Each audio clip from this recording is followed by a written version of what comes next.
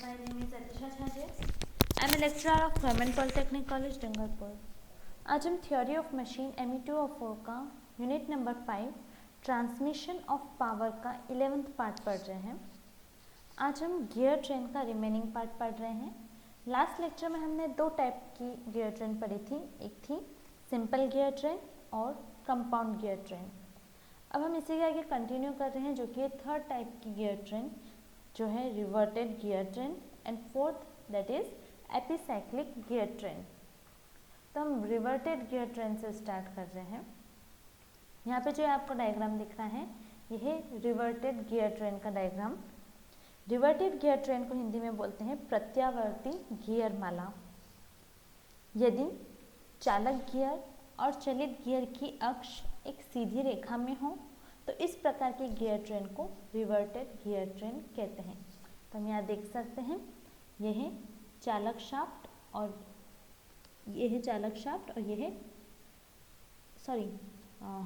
यह है चालक शाफ्ट और यह है चलित शाफ्ट। ठीक है, तो दोनों की जो अक्ष है वो एक ही अक्षीय रेखा पर है। ठीक है, दोनों एक ही लाइन पे लाई कर रहे हैं, दोनों का जो सेंटर ऑफ एक्सिस है वो सिमिलर है। तो इस टाइप की जो गियर ट्रेन होती है उसे कहते हैं रिवर्टेड गियर ट्रेन। इसमें जो ये गियर 1 है ये चालक गियर है। ठीक है, और ये चालक गियर यहाँ पे गियर 2 से कनेक्टेड है। ठीक है, तो जब चालक गियर क्लॉकवाइज रोटेट करता है और चूँकि गियर 2 से कनेक्टेड है तो ये गियर 2 चलित गियर बन जाता है और ये एंटी क्लॉकवाइज रोटेट करने लगता है। चूँकि गियर 2 एंड गियर 3 एक ही शाफ्ट पर है तो दोनों की स्पीड इक्वल होती है। तो यहाँ पे अब ये जो गियर 3 है ये चालक गियर बन जाता है और ये यहाँ पे इस फोर्थ गियर के यहाँ पे कनेक्ट हो जाता है। ठीक है, तो जब ये एंटी क्लॉकवाइज थर्ड गियर घूमता है जो कि है चालक गियर, वो इस फोर्थ गियर के साथ कनेक्ट होता है और ये क्लॉकवाइज रोटेट करने लगता है। ठीक है, तो थर्ड गियर हो गया चालक गियर और फोर्थ गियर हो गया चलित गियर।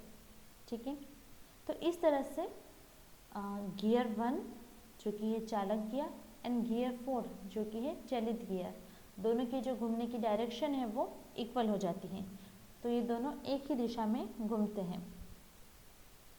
शाफ्ट 1 और शाफ्ट 2, ठीक है, इन दोनों के बीच में जो दूरी है वो शाफ्ट 3 और शाफ्ट 4 के बीच की दूरी के बराबर होती है।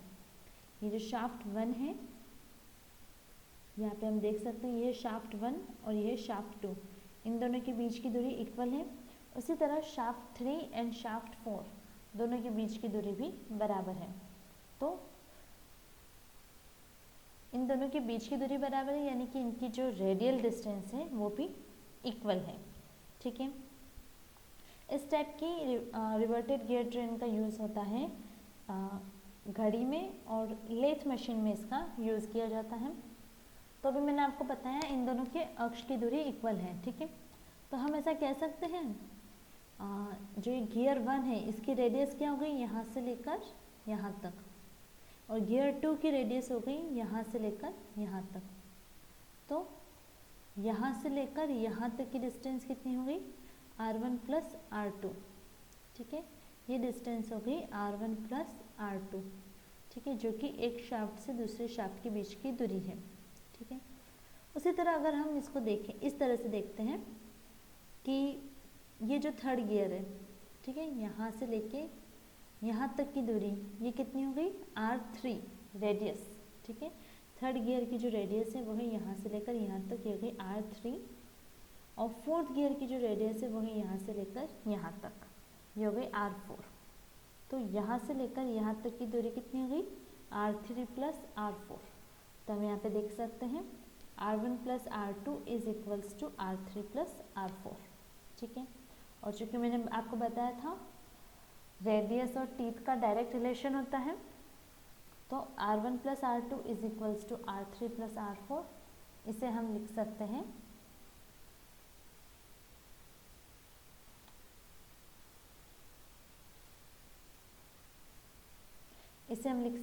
T1 plus T2 is equals to T3 plus T4।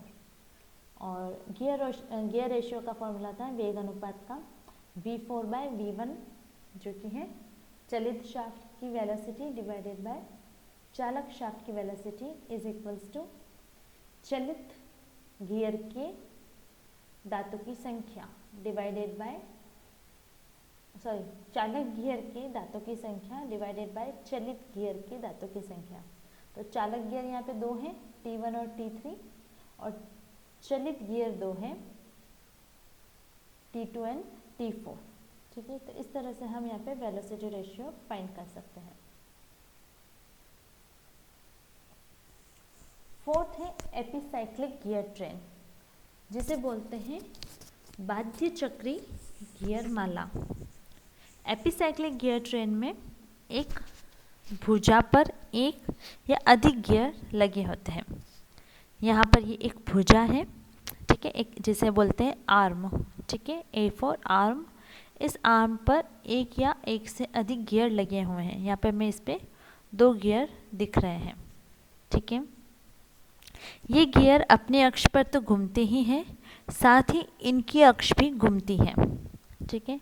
तो ये जो गियर है ये अपनी इस अक्ष पर तो घूम ही रहे हैं, ठीक है। इसके अलावा इनकी जो ये अक्ष है ये भी घूमती रहती है, यानी कि इसके साथ साथ में ये मूव होता रहता है। इसमें 3 गियर होते हैं। इसमें फर्स्ट जो है, जो कि है सन गियर, जिसे बोलते हैं सूर्य गियर, एस फॉर सन। तो ये वाला जो गियर है इसे कहते हैं सन गियर, ठीक है। इस सन गियर के चारों तरफ चक्कर लगाता है प्लैनेट गियर, जो कि है P से हमने इसे डिनोट किया है, ग्रहीय गियर जो है प्लैनेट गियर, ठीक है।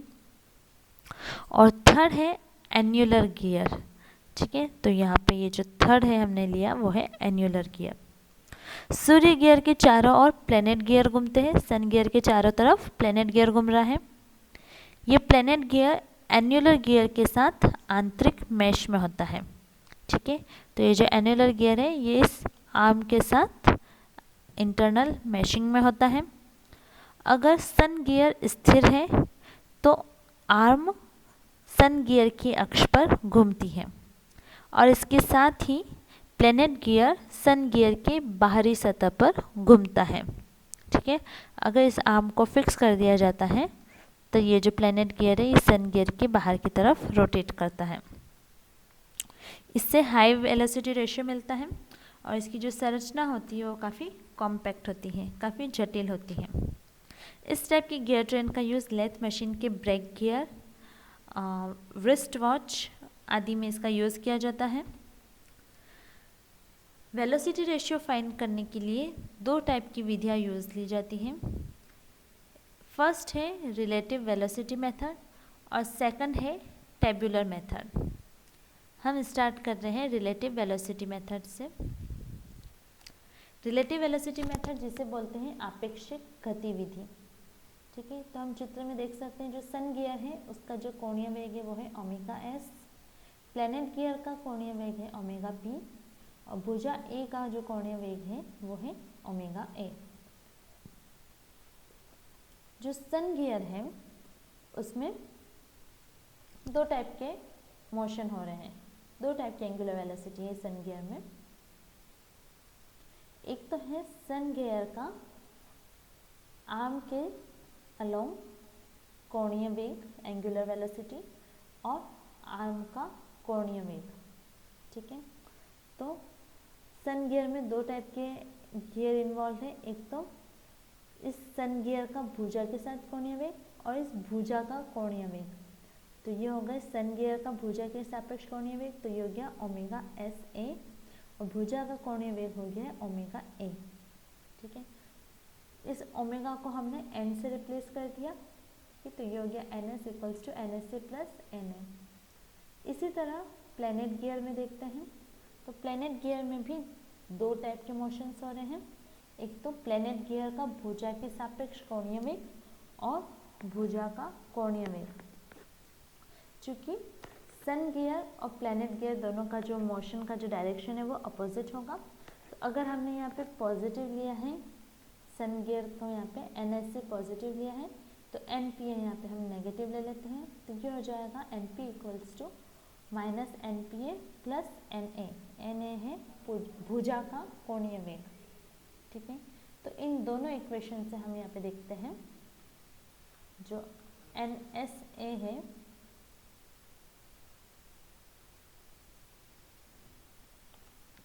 जो कि रिलेटिव वेलोसिटी है एन एस ए, वो हो जाती है N S minus N A, और एन पी ए हो जाती है N A minus N P, ठीक है।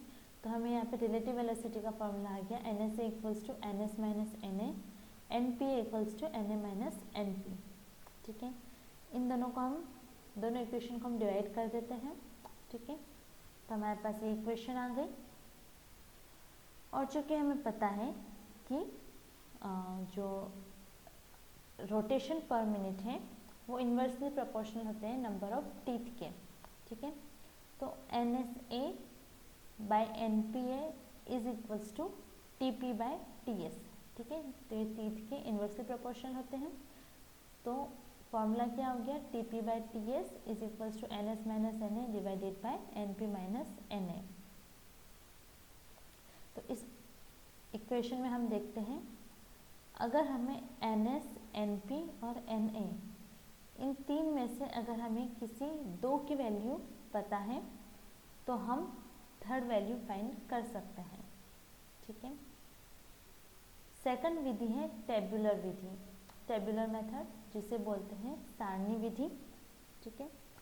ये विधि किसी गियर की अन्य गियर की सापेक्ष गति ज्ञात करने के लिए अपनाई जाती है।